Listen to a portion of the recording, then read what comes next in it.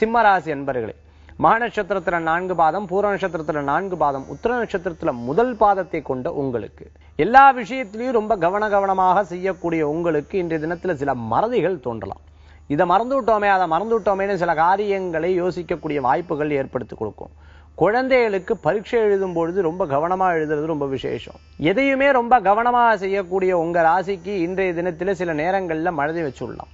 மறந்து ஒரு பொருள் அந்த இடத்துல வச்சுட்டு ஐயோ உழைச்ச காசாச்சு இப்படி போயிடுத்த, இந்த மாதிரி எத்தனைதான் இருந்துட்டு இருக்கு, கையில இருக்க பொருளா தவற விட்டு இருந்தா புதுசா வாங்கின்றதா என்ன ஆகுது, ஒரு சட்டை துவைக்கிறேன்னு புது சட்டை வாங்கினா அது லாபமா, இந்த மாதிரி விஷயங்களுக்கு பார்த்தா யோசிச்சு வீண் விரயங்களாக்குண்டான வாய்ப்புகள் உண்டு.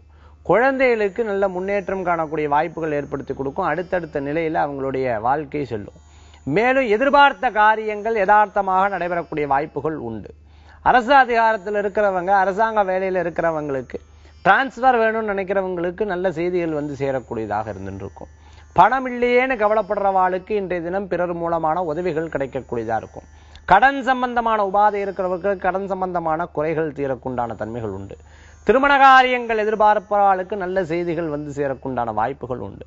கடனுக்காக கடன் வாங்கக்கூடியவங்க கொஞ்சம் கவனமாக இருந்து செயல்படுவது விசேஷ பலன்கள் உண்டு.